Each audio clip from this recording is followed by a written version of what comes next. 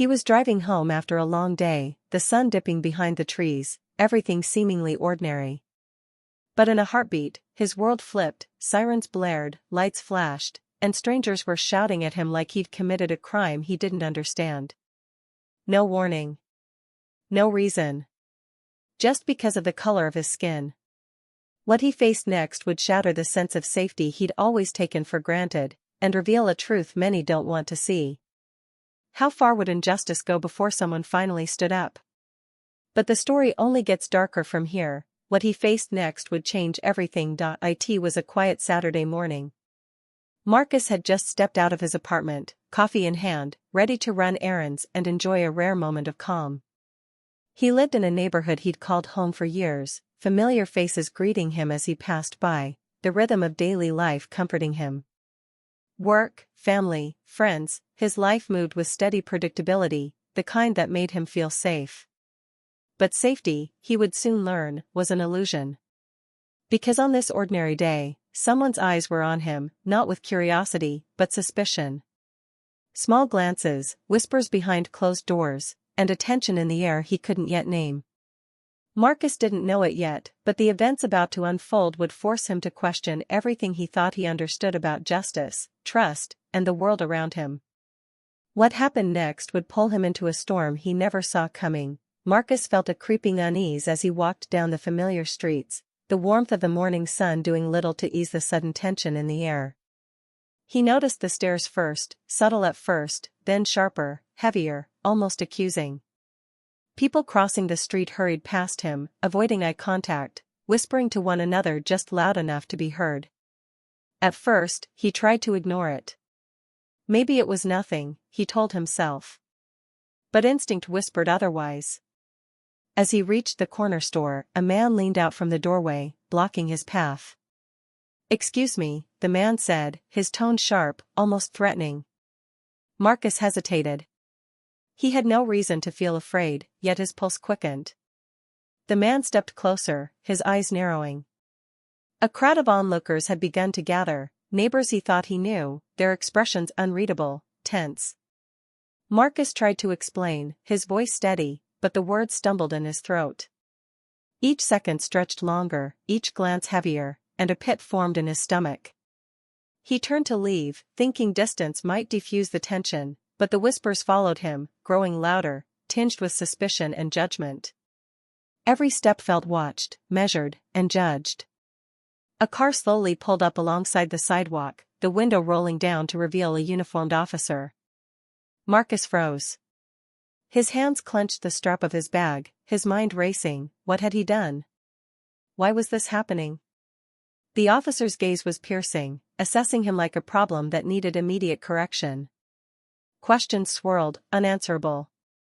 Marcus felt the first sting of anger, an anger that was part disbelief, part frustration, part fear. He had lived in this community for years, contributed, paid his dues, known every neighbor by name. And yet, here he was, singled out, treated like a stranger in a place he had called home. The injustice hit him like a wave, and it was only the beginning. A woman across the street started recording on her phone, her voice low but sharp as she narrated to her screen. "Look at this," she whispered, directing attention to him. Marcus felt his blood run cold. The world he thought was predictable, safe, and familiar had fractured in seconds. Every face now seemed suspect, every glance questioning.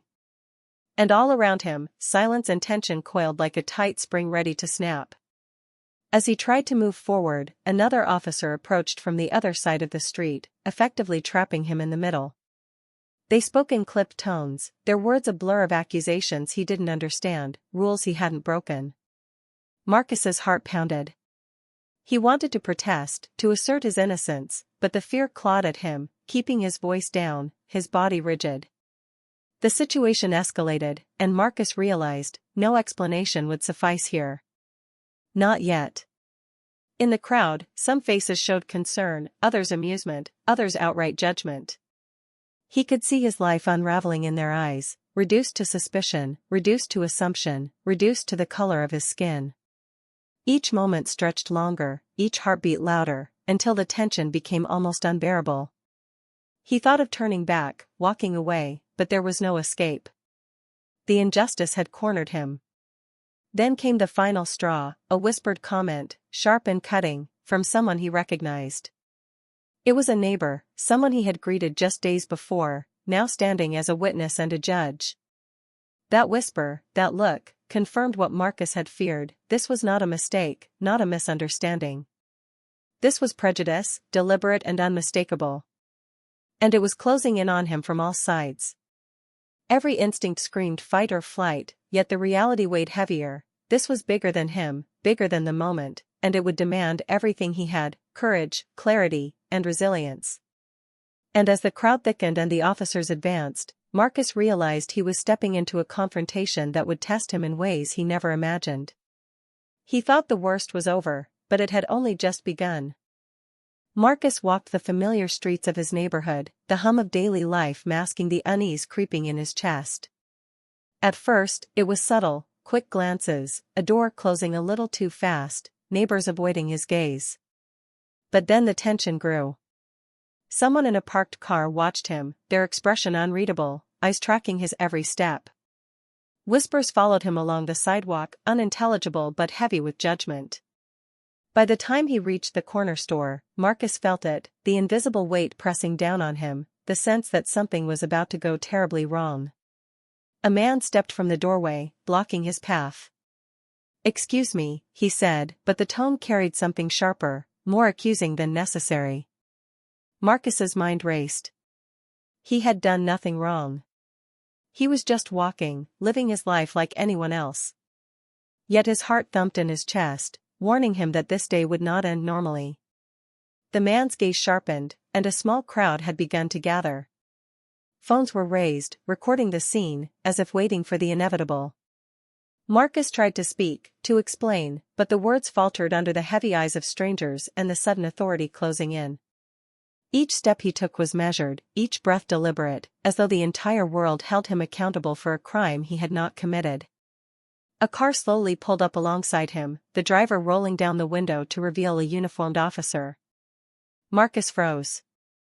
The presence of law enforcement, combined with the crowd and whispers, made the ordinary street feel like a battlefield.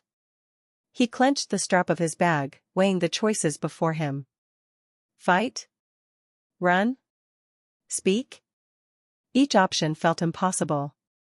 The whispers became murmurs, murmurs became judgment, and Marcus felt the isolation in a community he had called home for years. Every face seemed to scrutinize him, every glance laden with suspicion. Then a shove from someone in the crowd pushed him against a parked car, spilling the contents of his bag. The metallic crash rang sharply, and Marcus's stomach twisted. The officers' voices grew louder, more commanding, leaving no room for explanation, only accusation. It was in that moment, surrounded by a mix of fear, anger, and helplessness, that Marcus realized the depth of what he was facing. This was not a mistake. This was prejudice, raw and unfiltered, and it threatened to define him, diminish him, and strip him of safety in a place he thought he belonged. Marcus thought the worst might be over, but the storm had only just begun. Marcus's chest tightened as the officers advanced, voices cutting through the street like knives. Every instinct screamed danger.